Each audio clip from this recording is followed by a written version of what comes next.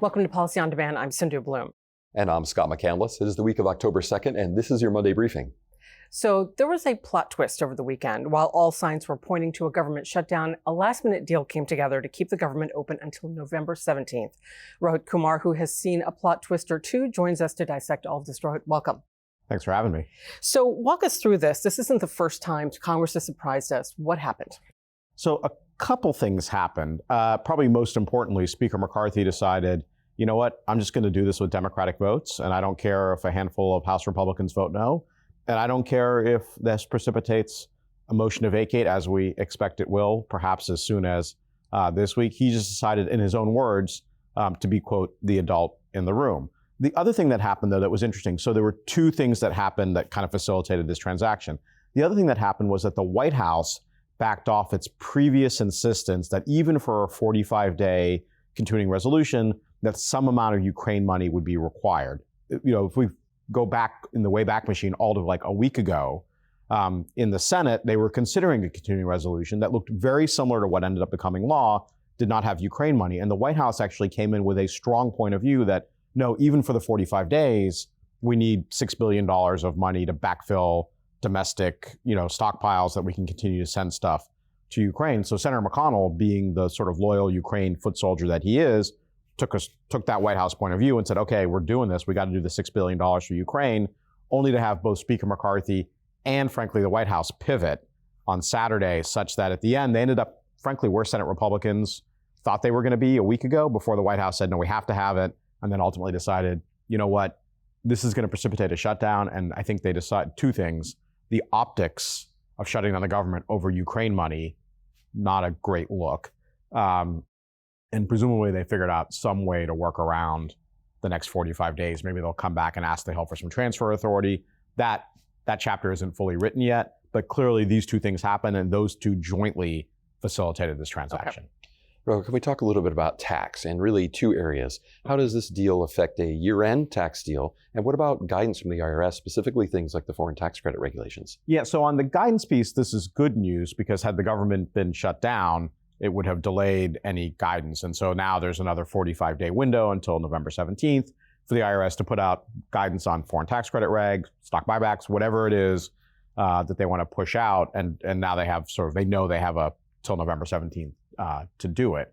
Although I was talking to a colleague, a former Treasury official earlier this morning, who reminded that 9/11, a lot of guidance was issued by press release, right? They just were like issuing releases saying, you can do this, you were relieved of that. So there are tools in the toolbox that are available, but it's obviously dispreferred to like formal guidance published in the Federal Register or something like that.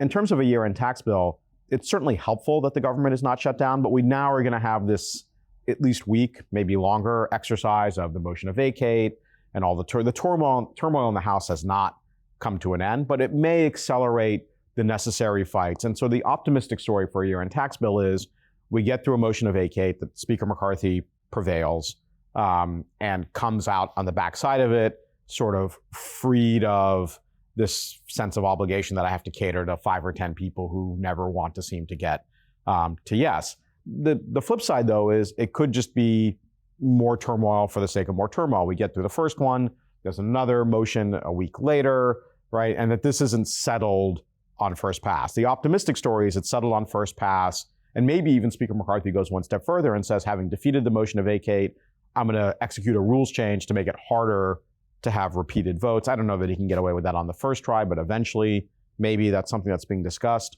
So it's indeterminate. Look, it is better, all things considered, for the government not to be shut down in terms of a year-end tax bill and having the space to do that deal. But it is not like automatic, the government's not shut down and next week we're going to do the deal. Really, the best case scenario for a tax bill is sometime between now and Thanksgiving, that the real conversation that needs to happen around the child tax credit, whether that's Chairman Wyden and Chairman Smith, or Chairman Wyden and Ranking Member Crapo, or Chairman Smith and Senator Schumer, whoever the key actors decide they need to be, get together and start negotiating that child tax credit piece, because that is the thing that will unlock kind of the rest of this.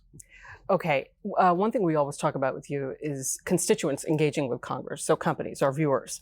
So how is that affected from now until November 17th? Do they have to change their strategy? How are they engaging with Congress? No, I actually think in some ways it's a sort of, it opens up an additional window for engagement, because had we been in a shutdown, that would have been all anyone was talking about, and no one would be interested in talking about, R&D capitalization or interest limitation rules or anything like that. So there is now this period of time, won't be free from distraction, but it does present an opportunity for taxpayers to come make their case. And that's an important thing to do, because I'm hearing increasing concern from tax writers that they don't feel like they're hearing enough about the TCJA provisions, 174, 163J, full expensing, that they're not getting enough sort of incoming, less than they would have expected. And that in the absence of a lot of incoming from other members on the committee or in the caucus generally, that's going to make it harder to make the case to do a deal that is going to be a compromise. It's going to require some trade-offs. There's going to be some things that not everyone loves, right? And the only way that gets across the finish line, that everyone says, I don't love everything in this, but it is really important that we get this done. That second piece, it's really important that we get this done. That the message I was getting was that really important thing, that's not breaking through the noise. And so really encouraging taxpayers to double down, triple down, quadruple down, whatever that they have been doing, do more to really just sort of raise the temperature level on this is something that has to get done this year. Okay. And finally, back to the Senate. Last week, Senator Dianne Feinstein passed away. Can you talk about the implications of the appointment of LaFonza Butler to fill that seat?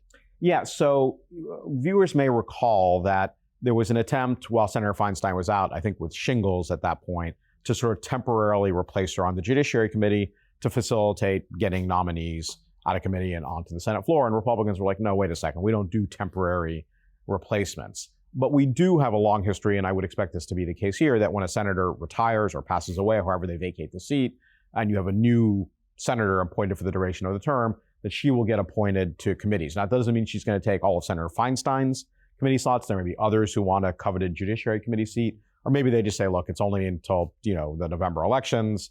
We'll let this one go. But I do expect she'll be sworn in soon, perhaps as soon as this week.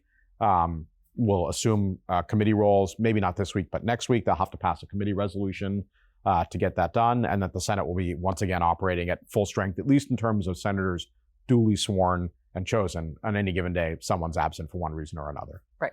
Great, Rohit. Thank you very much. Appreciate your insights as always. Sure. And for our viewers, in case you missed it, included in the email with this episode is the latest Week in Review with Mark Prater, as well as a special episode on the IRS's increased enforcement efforts. Stay tuned for another Week in Review this Friday. Also included in your email is an episode about the SEC's final cybersecurity risk management strategy, governance, and incident disclosure rules. You won't want to miss that. And thank you, as always, for spending this time with us. Stay with Policy on Demand for the latest developments from Washington and around the world. Take care.